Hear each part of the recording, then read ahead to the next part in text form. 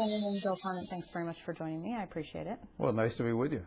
So now redistricting, this is something that you have a really intimate knowledge of because 10 years ago you headed up the committee that's responsible in the Assembly for drawing the lines. This is correct. I had a preceding history with it too because I was involved in the county government level drawing district lines for county legislative districts. So I followed the issue really for a very long time, from the late 60s through to 10 years ago when I was the chair of the committee in the Assembly that was responsible for drawing the current set of lines.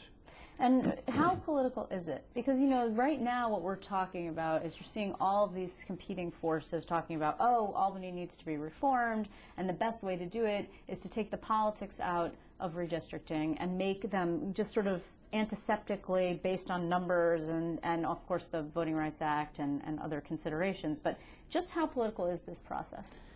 The process is innately political. It is a political process, and the people who are involved in it are the people currently they're chosen by the public to make judgments for them on the basis of political questions put before them. And so I've always favored the legislative process being the group that basically decides on redistricting. Communities are represented by people based really on community interests, and as communities send their legislators to Albany or any other body, it seems appropriate to me that those legislators make the difficult political decisions most important to the communities that they represent.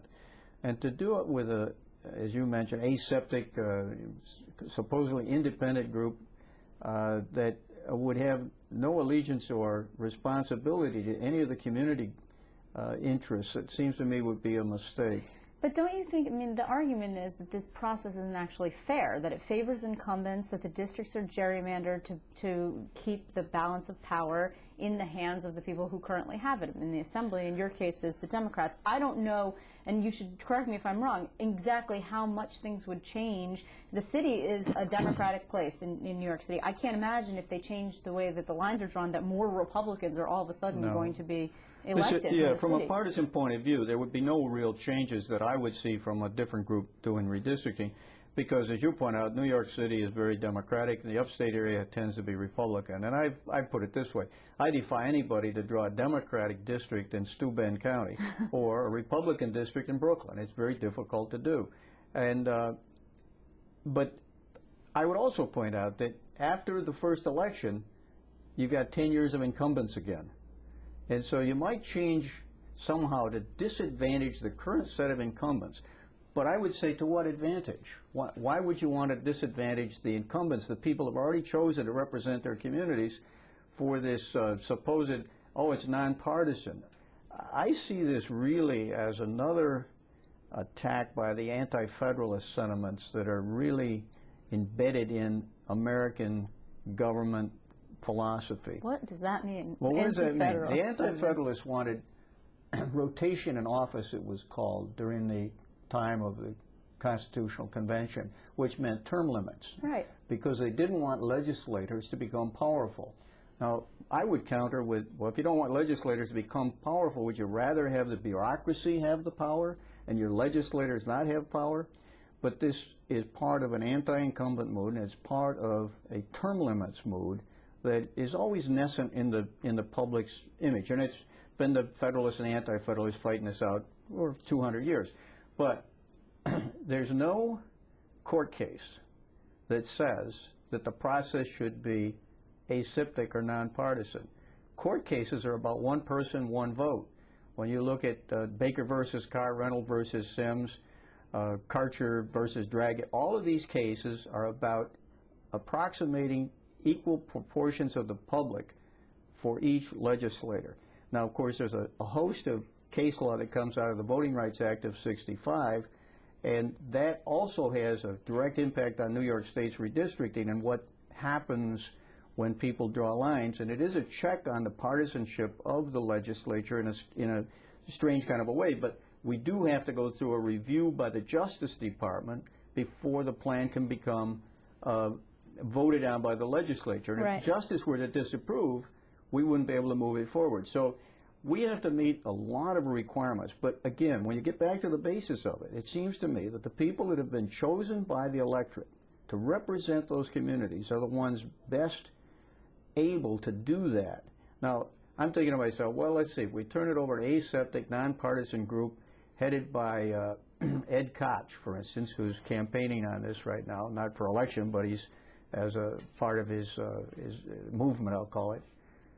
Ed Koch doesn't know anything about Chautauqua County that I'm aware of, and so if he were to be sitting on the board trying to make these aseptic decisions, it would be just as apt to him to cut Chautauqua County in half and disregard the fact that Chautauqua County wants to be represented as a unit.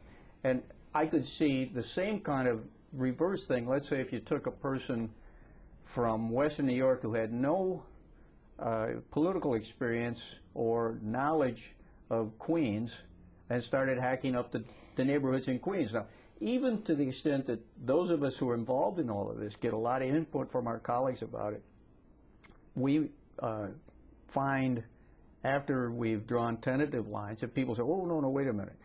And in Brooklyn, they had a situation where we cut a district in half or a neighborhood in half, and Vinegar Hill wound up in the wrong unit. Well, after public hearing, we recognized the error and put Vinegar Hill back into the area that the public there wanted it to be in. Well, but I just don't think that an aseptic, disinterested group could come in and adequately represent the interests of all of the communities in New York State in a process that is so technical and difficult to begin with